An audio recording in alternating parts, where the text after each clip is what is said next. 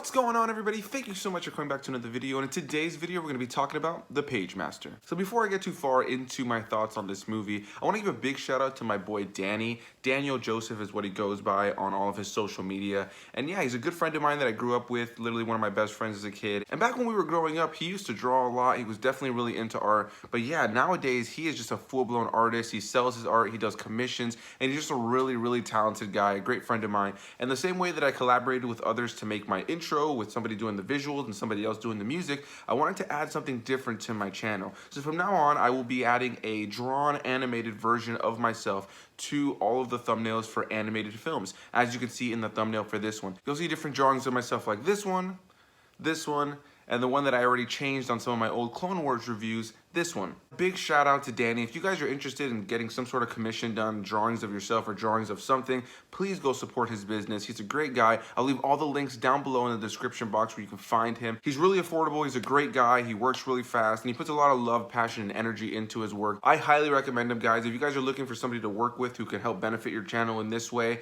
definitely recommend it. I am loving these drawings, Danny. I cannot wait to continue to put them across my channel. And every single time you guys see Danny's images inside of my thumbnails, a drawn image of me, you guys can expect to find his information in the description box down below. Again, show him some love. Super talented guy that definitely deserves all of you guys going to check out all of his stuff. So yeah, guys, I just wanted to give a big shout out to Danny again. Thank you. Now let's talk about The Pagemaster. So The Pagemaster is a film that I have such a nostalgic connection to. I grew up watching this movie countless times. I haven't actually reviewed a Macaulay Culkin film here on this channel yet, and of course we all grew up with Home Alone. A lot of us, whether you grew up with it or your kids grew up with it, it's kind of something that's ingrained in the Christmas spirit now, and I think Home Alone is easily one of my favorite movies growing up. I haven't reviewed it yet, and I definitely plan to at some point, but yeah, this was another one of those Macaulay Culkin films that I just really loved growing up. It's one that I think people know about a little bit less. It's not one that's necessarily as popular, of course, but it's a film that I think is definitely worth a watch, and a film that I was really happy to go back and revisit.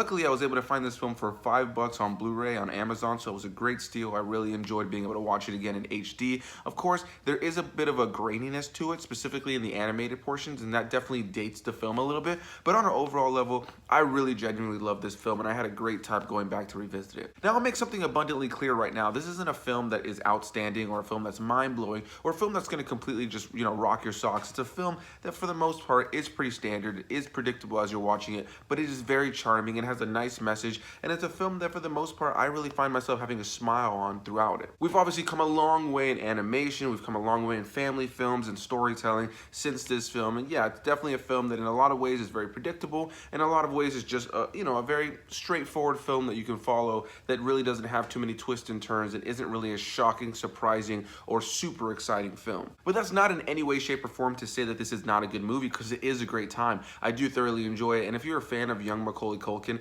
I don't know, it's just a charm to his acting style back then. It wasn't always the best, but it was always believable, and you always were kind of behind his characters. So I always really enjoyed seeing him in films, whether or not he gave a great performance. So like I mentioned, this film stars Macaulay Culkin, as well as people like Patrick Stewart, Christopher Lloyd, and Whoopi Goldberg, and so many others. And I just thoroughly enjoy the cast of this film. I enjoy the basic premise of this film, and it's just a nice, fun watch. It was a nice hour and 30-minute watch that I just threw on, and I had a good time, never was bored throughout it. There's maybe some slow moments in the middle portion of the film, but the concept itself is so interesting and so fun that I couldn't really find myself being bored. So the basic premise of this film is you have Macaulay Culkin playing this kid named Richard, who is afraid of everything, and part of that is he's also this really smart kid who knows all these stats in his head. So anytime he's given the opportunity to do something, his instant reaction is, well, statistically, if I do this and that, I'll get hurt doing this and that, and statistically, it's more likely that I'll get hurt if I do this or that, and yada yada yada. You get the idea. The basic premise is he's this really smart kid who knows all these stats, but at the same time, he just uses that to kind of excuse himself from situations that he may find dangerous, or things that he may feel are too scary for him. And so he's a big wimp. And not too long into the film, his dad really just kind of wants to push him and make him go do something that would, benefit him to kind of not be so afraid of things. So he gives him the task of going down to the local hardware store to pick up some nails for this treehouse that they're building, a treehouse that he doesn't even want to climb up because he's already afraid of it. And yeah, he's really reluctant to it at first, but he does end up going. He hops on his bike, and this is one of my favorite scenes in the movie, is he hops on his bike, and his bike is just completely set up for a complete safety. He's got like a shield barrier on it, he's wearing a safety vest, he's got all these like red lights flashing on it, and he just takes safety way too seriously. On his way to the hardware store, he ends up getting caught caught in a huge thunderstorm and ends up having to go to a library for shelter. And when he's there, he asks the guy who is attending the library if he could use a phone. The guy tells him the phone is in the very back. He's going to call his parents, and on his way over there, he ends up tripping and falling. And when he wakes up, he's transported to an animated world version of this library. And then he's set up for this adventure where now the books and the library have come to life. If he opens up a book that's, let's say, something like Moby Dick,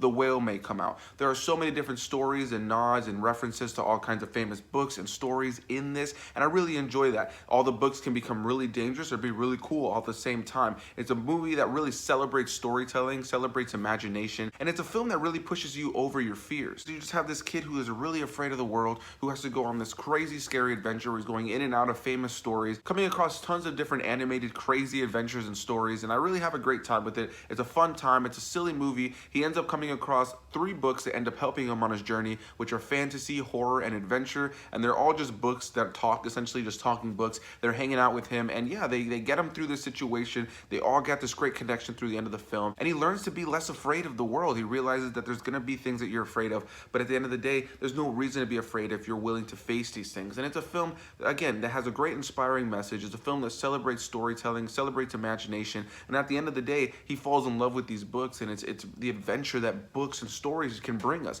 And I think it's a film that celebrates storytelling on an overall, not just in books, not just in movies, but a film that just celebrates the ability for your mind to go and get lost in a story and come out a different person on the other end. So yeah, guys, that's gonna be my thoughts on The Pagemaster. It's a very simple movie, a very simple tale, a film that I really never get tired of, a film that is just a nice watch. It's nothing mind-blowing, it's nothing out of this world. Some of the animation at certain times can be a little grainy, but it adds a charm to that time of film. And, you know, there are some slow moments throughout, but for the most part, I feel like outside of some things being rushed, the rest of the film does feel well-paced. It's a film that tells a very straightforward story about not being so afraid. It is a kid's film, it is a family film, but I think it's a film that still holds up. I just recently bought it, like I mentioned, and I rewatched it with my girlfriend. It was her first time watching it, and she had a good time with it. It's a nice, charming watch that I think if you're into family films or you're into Macaulay Culkin and you've never seen this movie, I highly recommend it. And if you have not seen this movie for many years, maybe you grew up on it too, you don't really remember it too well, I would highly recommend going back and revisiting it. I think you'll have a good time with it. Definitely hit that like button down below if you enjoyed this video. Leave your comments down below if you've seen this movie, if you're not seen this movie. Definitely curious about your thoughts. I definitely want to hear from you guys. Hit the subscribe button if you guys have not already subscribed. And if you have not already subscribed, what are you doing? And I'll see each and every single one of you guys in the next video. Bye-bye.